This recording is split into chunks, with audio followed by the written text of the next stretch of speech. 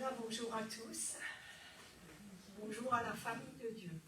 Aujourd'hui, je vais vous parler de quelque chose qui va, j'espère, nous unir encore davantage. J'aimerais vous parler de nos relations dans le corps de Christ.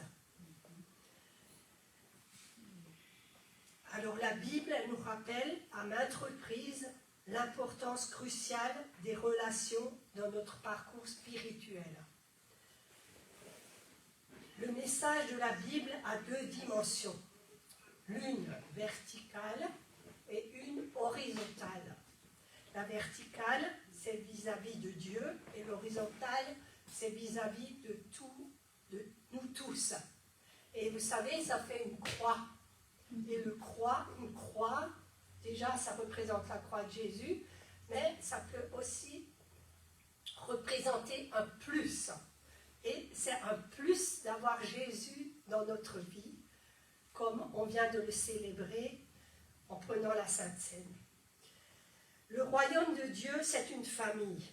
Dieu est notre Père. Vous êtes tous d'accord que Dieu, ici, est notre Père. Il a des fils et il a des filles, et nous sommes des frères et sœurs. Jésus est l'époux, et nous sommes l'épouse. Et quand tu te connectes avec le Père, donc la dimension verticale, tu te connectes avec la famille de Dieu, la direction horizontale.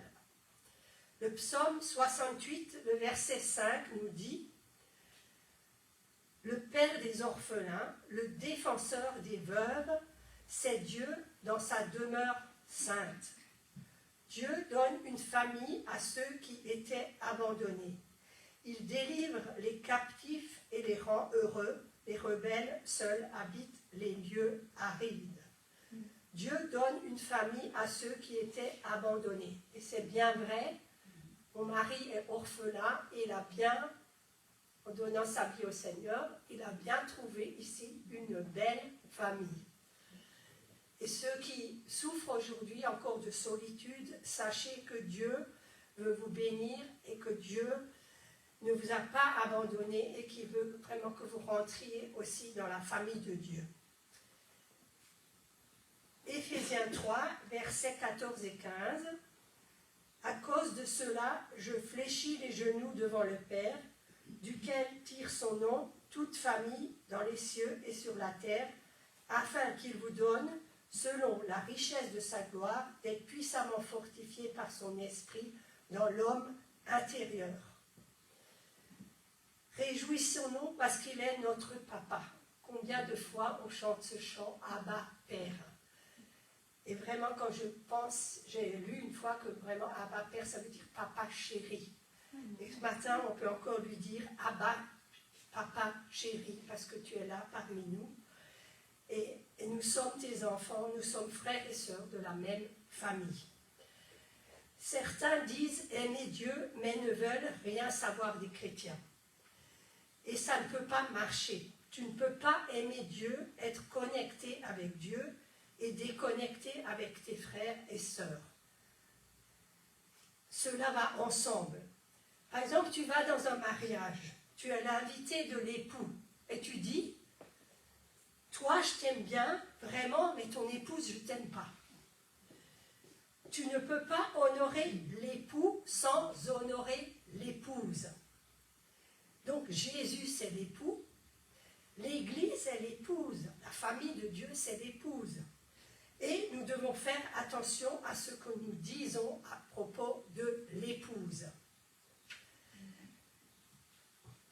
Donc l'amour est la marque du chrétien.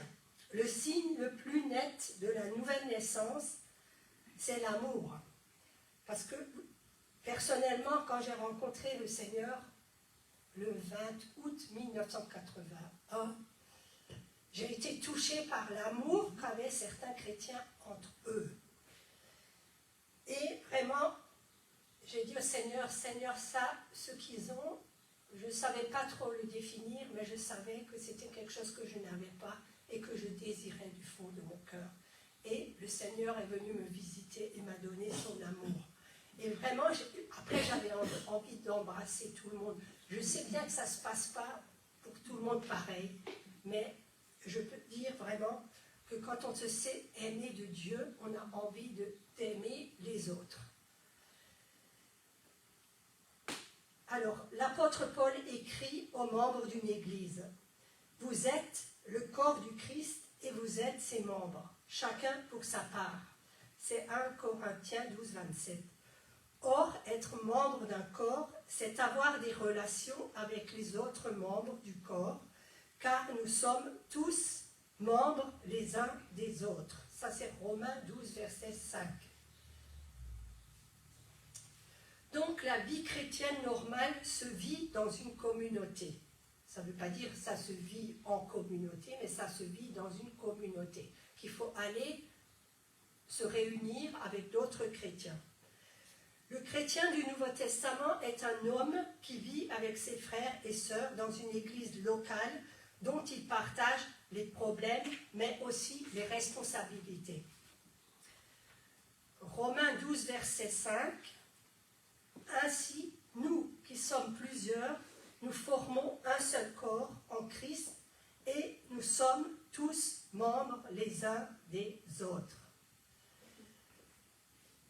Pour beaucoup de chrétiens du XXe siècle, l'expression « les uns les autres » ne signifie rien de concret. C'est quelque chose de très abstrait et souvent ils vivent comme des ermites au sein des grandes villes.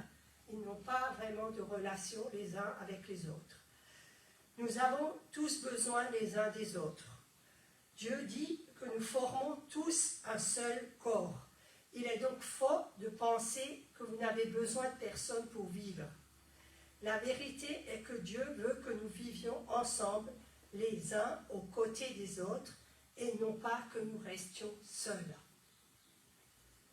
Donc si vous êtes seul, si vous habitez la région de Colmar, vous êtes les bienvenus ici, dans la famille de Dieu.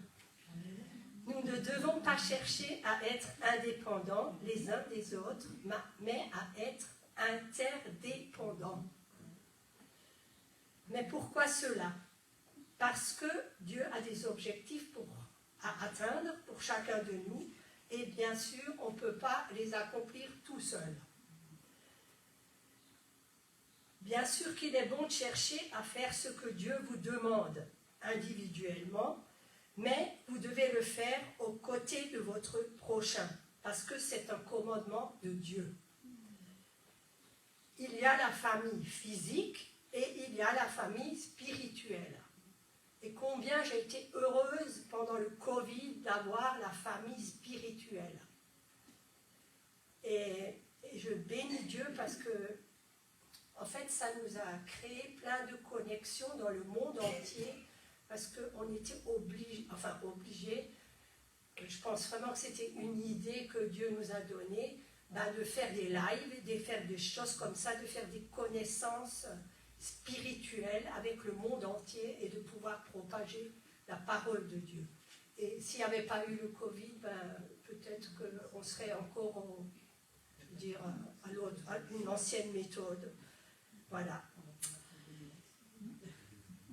Alors, la première famille dans laquelle vous êtes, la première famille est laquelle dans celle où vous êtes né. Et la deuxième famille, elle dure éternellement, c'est la famille de Dieu, c'est l'Église de Dieu. Et un jour, j'espère qu'on va tous là-haut se réjouir d'être avec le Seigneur. Voilà. Et parce que c'est important. Ainsi, Dieu veut que nous soyons connectés à sa famille, à l'Église donc. Elle est sa réponse à notre solitude. Dieu déteste la solitude. Et lorsque nous regardons à notre société, nous nous apercevons malheureusement que l'un des mots qui pèse le plus est justement la solitude.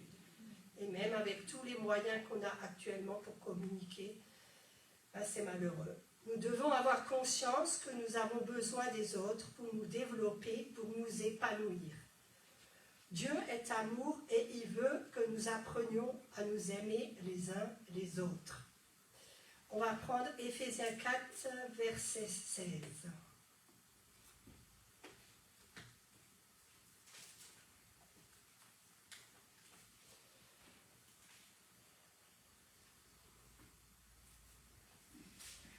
C'est de lui et grâce à tous les liens de son assistance que tout le corps, bien coordonné et formant un solide assemblage, tire son accroissement selon la force qui convient à chacune de ses parties et s'édifie lui-même dans la charité.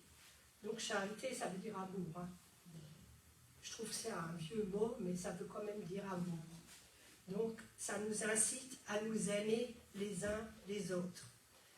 Il y a aussi Ecclésiaste 4, le verset 9, qui nous dit « Deux valent mieux qu'un parce qu'ils retirent un bon salaire de leur travail. » Il est facile de comprendre que nous accomplissons plus de travail en étant plusieurs qu'en étant tout seul. Et je veux aussi vous remercier pour le week-end dernier. C'était un week-end formidable avec Bishop Claudio. Et je veux remercier toute l'équipe qui a participé et qui nous a aidés à vraiment être dans l'unité et à organiser ce week-end. Et aussi, je veux saluer aussi mes coups Didier et Maria, ce pasteur, qui aussi, on a tous travaillé ensemble pour la gloire de Dieu, afin que des âmes soient sauvées, libérées. Voilà, je voulais vous remercier parce que c'est important, parce qu'on remercie le Seigneur, mais des fois on ne remercie pas assez les frères et sœurs.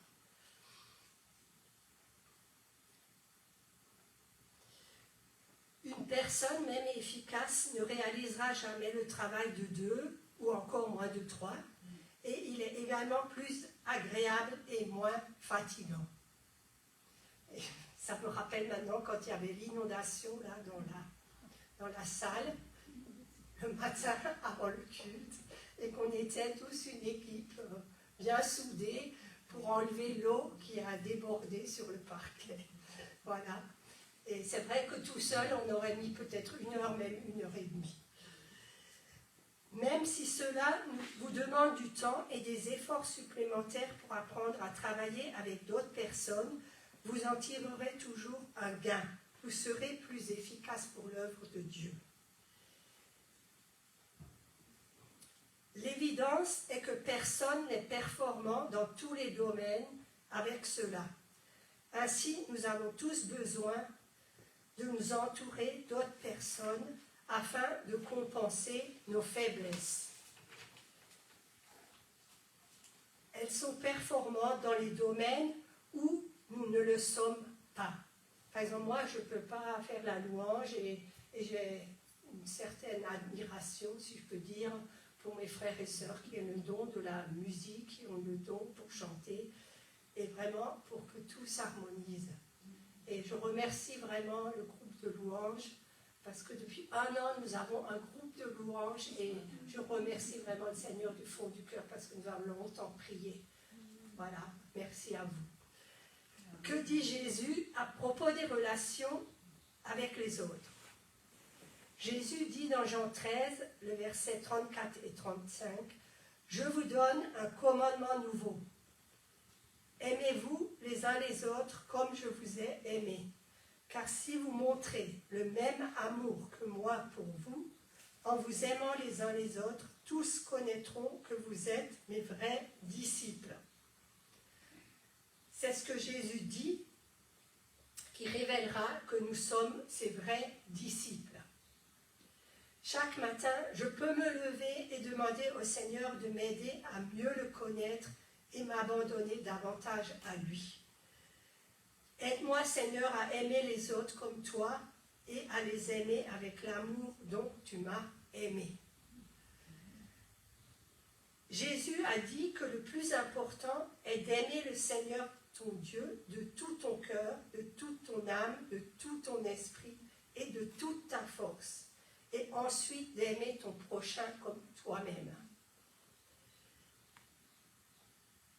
Et j'ai lu quelque chose cette semaine qui m'a un peu impactée. Pour les personnes qui n'arrivent pas à s'aimer soi-même, il faut vous pardonner à vous-même. Et j'avais lu que l'apôtre Paul, s'il ne s'était pas pardonné à lui-même, il n'aurait jamais pu faire cette œuvre merveilleuse qu'il a faite. Donc si vous ne vous aimez pas vous-même, pardonnez-vous à vous-même et allez dans les bras de Jésus et Jésus fera le reste.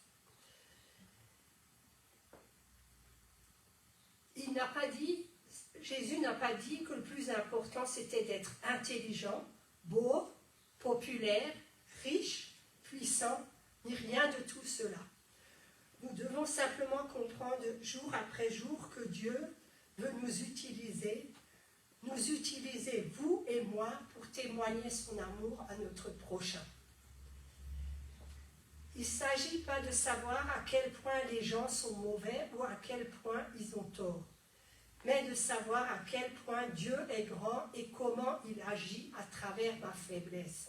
Même si vous vous sentez faible, Dieu peut vous utiliser. Quand je suis faible, c'est alors que je suis fort, car la puissance de Dieu s'accomplit dans la faiblesse. Tu n'as pas besoin non plus d'avoir tout compris. Tu sais que tu es sauvé, tu sais que tu n'es plus le même, tu sais que tu penses plus pareil, tu sais que tu ne parles plus pareil, que tu n'agis plus pareil et que tu ne ressens plus pareil. Tu sais aussi que tu te sens dans la main, tu sens la main de Dieu sur ta vie. Parce que tu sais tout cela, tu en sais assez pour partager l'amour de Jésus avec les gens. Vous savez, en premier, Dieu est prêt à utiliser des personnes qui sont disponibles, qui l'aiment et qui sont prêtes à aller vers les autres. Si vous vous souciez des autres, Dieu agira par votre intermédiaire dans des domaines que vous n'auriez jamais imaginés. La famille de Dieu, c'est aussi quelque chose d'extraordinaire. À certains moments, c'est toi qui m'aides, et à un certain moment, moi, je t'aide. Dans les domaines où moi, je peux t'aider, bien sûr. Il y a peut-être des gens dans cette salle que tu ne connais pas, ou que tu connais très peu, que Dieu peut utiliser dans 2, 3 ou 10 ans pour ton avenir, qui peuvent être des instruments puissants dans la main de Dieu pour intervenir dans le besoin que tu auras à ce moment-là, et peut-être que toi-même tu deviendras aussi un outil entre les mains de Dieu, de notre Dieu, pour aider quelqu'un ou tout simplement aussi l'encourager. Il y a un serviteur de Dieu qui dit toujours l'encouragement, c'est l'oxygène de l'âme. Encourager quelqu'un. Nous, vous savez, je vais vous parler de Barnabas dans la Bible. Et c'est qui était Barnabas? On va lire dans le livre des Actes. Donc nous rencontrons un lévite originaire de Chypre appelé Joseph. Ça c'est Acte 4, verset 36. En fait, c'est les apôtres qui l'ont surnommé Barnabas. Ce surnom qui signifie fils d'encouragement ou fils d'exhortation lui avait probablement été donné à cause de sa disposition à servir les autres. Donc tout ça vous pouvez lire dans Acte 4, 36, versets 36 et 37 et le chapitre 9 au verset 27. Et sa promptitude à faire tout ce dont les chefs de l'Église avaient besoin qu'il fasse. Il nous a désignés comme un homme de bien, plein d'Esprit Saint et de foi. Et à travers son ministère, une foule assez nombreuse s'attacha au Seigneur. Acte 11, verset 24. C'est vraiment magnifique. Et moi, j'aimerais bien aussi être un Barnabas, parce que même ça peut s'adresser à nous les femmes.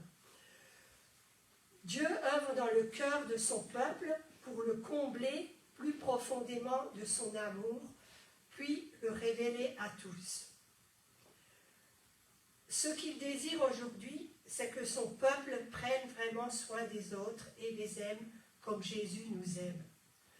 Jésus a dit dans Jean 15, verset 12, « Voici mon commandement, aimez-vous les uns les autres comme je vous ai aimé. » Jésus a aussi dit, je vous donne un commandement nouveau. C'est vrai que dans le Nouveau Testament, on a souvent le mot « nouveau ». Celui de s'aimer les uns les autres, et il a ensuite donné une définition de ce qu'il voulait dire. Pourquoi est-ce qu'il a dû donner une définition exacte de ce qu'il voulait dire? Parce que nous pensons de nous-mêmes être plutôt aimants, et certains aussi empruntent cet amour à des directions dont le Seigneur ne parlait absolument pas et l'utilise pour exiger des choses des autres. Matthieu 7, verset 12 nous dit « Tout ce que vous voulez que les hommes fassent pour vous, faites-le de même pour eux, car c'est la loi et les prophètes. » Ce que tu vas ainsi faire pour ton prochain n'est pas conditionné parce que tu espères obtenir en retour, mais par l'amour désintéressé qui va te pousser à agir gracieusement dans l'intérêt de l'autre. Jésus a aussi dit « Je veux que vous aimiez les autres comme je vous ai aimé. » Donc je dois me rappeler combien Jésus m'a aimé. Il m'a aimé même si je ne le méritais pas. Il m'a aimé même si je ne pouvais rien faire pour lui en retour. Il m'aime même si je n'ai rien payé et qu'il a tout payé. Il m'aime suffisamment pour me donner une deuxième chance et des fois une troisième chance à chaque fois que j'ai besoin. Jésus définit cet amour parce qu'il veut que nous sachions que ce n'est pas l'amour ordinaire auquel nous pensons. Et je pense toujours à ce verset. Tu m'as aimé d'un amour éternel. Je l'ai même placardé dans ma cuisine et pour que je me souvienne bien que Dieu m'a aimé d'un amour éternel. Et il n'a pas dit d'aimer les gens selon nos propres définitions de l'amour, mais selon les siennes. Des fois, on fait comme ça. Si tu m'aimes, tu me laisseras faire à ma guise. Si tu m'aimes, tu seras d'accord avec moi sur tous les points. Si tu m'aimes, tu me donneras tout ton argent et tes cartes de crédit. Ben cela, ça s'appelle de la manipulation, désolé. C'est pas Jésus, ça c'est pas aimer son prochain, parce que c'est le manipuler. Ainsi, Jésus s'assure que nous n'aimons pas selon notre propre définition, mais selon sa définition à lui. Il faut même aimer nos ennemis. Quel programme! Pour aimer les autres comme Jésus nous aime, il nous faut bien sûr le Saint-Esprit. Sans lui, on ne peut rien faire. Jeudi, c'était l'Ascension, vous savez, et ça m'a fait penser à ce verset qui dit, Jean 16, verset 7, « Cependant, je vous dis la vérité, il vous est avantageux que je m'en aille, car si je ne m'en vais pas, le Consolateur ne viendra pas vers vous, mais si je m'en vais, je vous l'enverrai. » Et le Saint-Esprit, c'est une aide indispensable pour nous aimer les uns les autres. Tant que Jésus était sur terre, il a soutenu ses disciples. Mais plus tard, l'aide sera en eux, en la personne du Saint-Esprit, comme elle est en nous aujourd'hui par le Saint-Esprit. Le Saint-Esprit est appelé le Consolateur, il est aussi appelé l'Avocat, il est aussi appelé le Conseiller. C'est lui qui établit notre communion avec Dieu, qui nous le fait connaître dans sa sainteté et son amour, et qui nous conduit dans ce qui est vrai, et nous aide aussi à marcher dans l'amour. Le Saint-Esprit nous remplit de son amour, il commence alors à agir à travers nous, en nous d'abord, et ensuite à travers nous. Nous devenons ainsi une œuvre en devenir. Nous allons apprendre à grandir et il se manifestera en nous jusqu'au jour où nous quitterons la terre pour le ciel. Il faut le Saint-Esprit pour aimer comme Jésus. Pourquoi? Parce que ce n'est pas dans notre nature d'aimer ainsi. Aimer ainsi comme Jésus change nos priorités, notre emploi du temps, nos amitiés, nos relations. Notre vie est différente lorsque nous commençons à aimer les autres comme Jésus nous aime. C'est tellement important.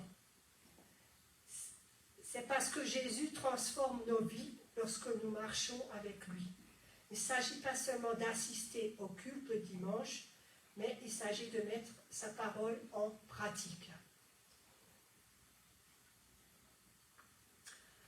Nous devons, bien sûr, pour cela, entretenir une relation personnelle et quotidienne avec le Seigneur, en lisant, bien sûr, sa parole et en passant du temps dans la prière, en l'adorant et en marchant avec lui au quotidien. Vous savez, croire en Dieu, c'est une chose, mais marcher avec lui, c'est une autre chose. C'est comme Enoch marcha avec Dieu. Parce que le Seigneur, il a des chemins tout tracés pour nous, mais nous devons marcher dans ces chemins. Trop de gens ont vu leur éternité changer, mais leur mentalité reste la même. Ils continuent d'agir selon leur ancien état d'esprit charnel, au lieu de laisser le Seigneur les transformer par le renouvellement de leur intelligence. Des fois, nous faisons confiance à Dieu pour notre salut éternel. Nous savons que nous sommes sauvés, mais nous devons aussi lui faire confiance pour notre transformation. On ne peut pas nous transformer nous-mêmes, mais il faut laisser le Seigneur nous transformer. Dans Romains 12, le verset 2, nous dit « Nous pouvons être transformés », c'est-à-dire que nous pouvons coopérer avec le Seigneur pour permettre au processus de transformation de se faire en nous. 2 Corinthiens 3, le verset 18, « Mais nous tous, contemplant et reflétant comme un miroir la gloire du Seigneur, d'un visage dévoilé, nous sommes transformés en la même image de gloire en gloire, comme provenant du Seigneur l'Esprit. » Je ne veux pas que mes attitudes soient un obstacle entre moi et Jésus, entre moi et l'œuvre qu'il veut accomplir. Je veux être de ceux qui disent « Seigneur, tu aimes ces gens. » Eh bien, moi, je veux aussi les aimer. Si tu me montres quelque chose, ben je le ferai. Si tu veux, par exemple, que j'atteigne des gens là-bas dans un pays étranger, alors je le ferai. Je les aimerai comme tu m'as aimé.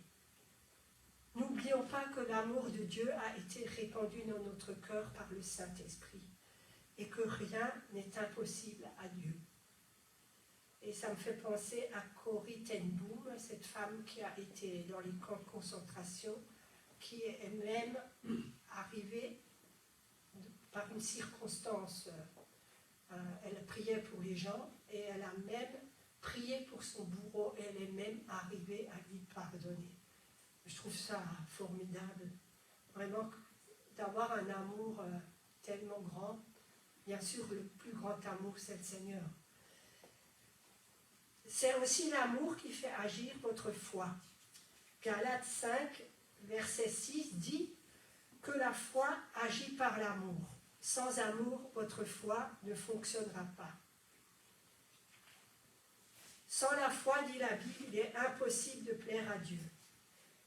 Hébreux 11, verset 6 nous dit « Or, sans la foi, il est impossible de lui être agréable, car il faut que celui qui s'approche de Dieu croit que Dieu existe et qui récompense ceux qui le cherchent. » Nous avons aussi tous besoin de l'amour de Dieu pour que notre foi soit efficace, et c'est là la foi qui plaît à Dieu. Nous savons que Dieu récompense ceux qui le cherchent de tout leur cœur. Aimer comme Jésus implique aussi les besoins terrestres.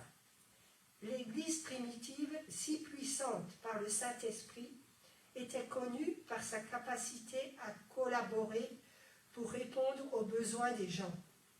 Ils mettaient leur argent en commun Donc lorsqu'une personne avait besoin de nourriture et qu'elle ne pouvait pas nourrir ses enfants, l'Église disait « Venez nous voir, nous vous aiderons, nous ferons notre possible ».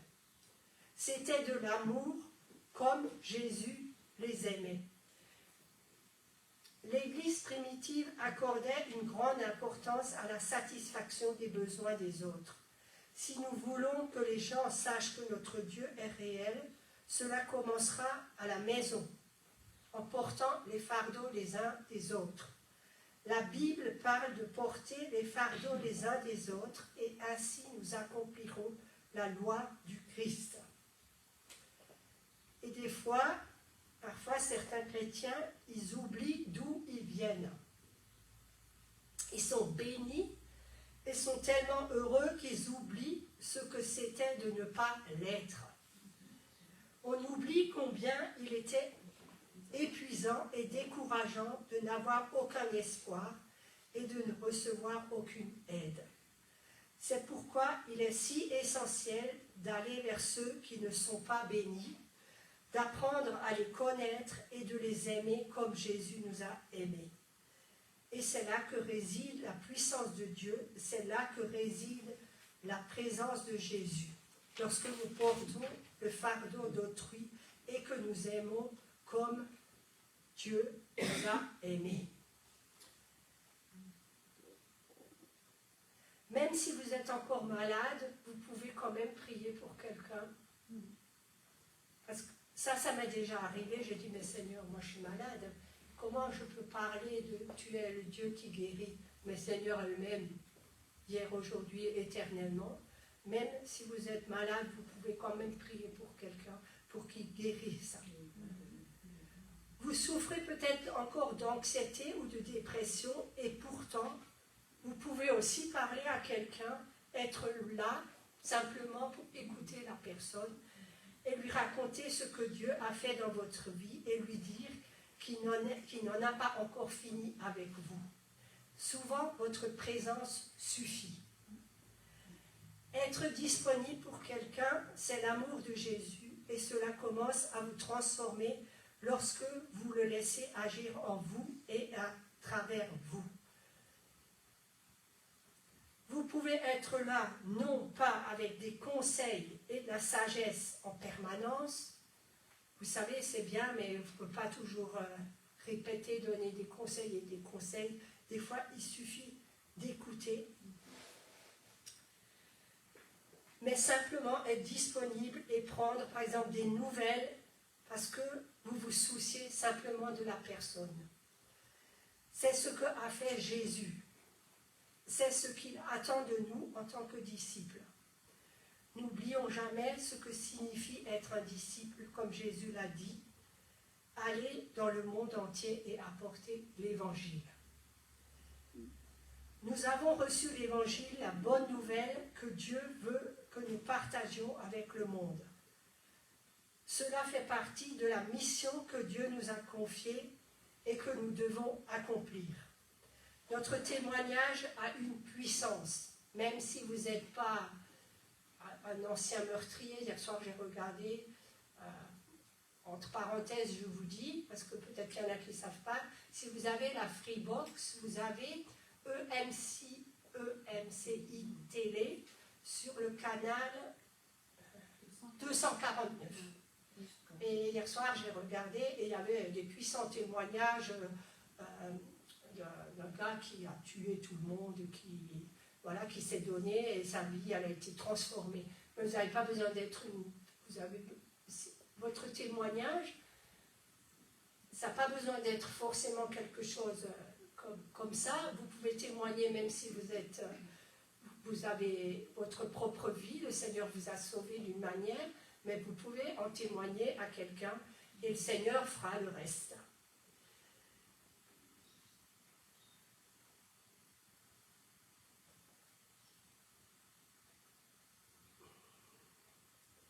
Alors Dieu nous demande aussi de témoigner et d'aller ensemble, parce que le Seigneur il envoyait toujours les gens deux par deux.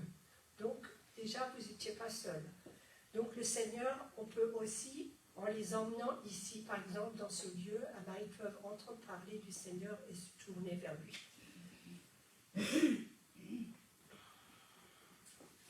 Comment être le meilleur exemple pour transmettre l'amour de Dieu à ceux qui ne le connaissent pas?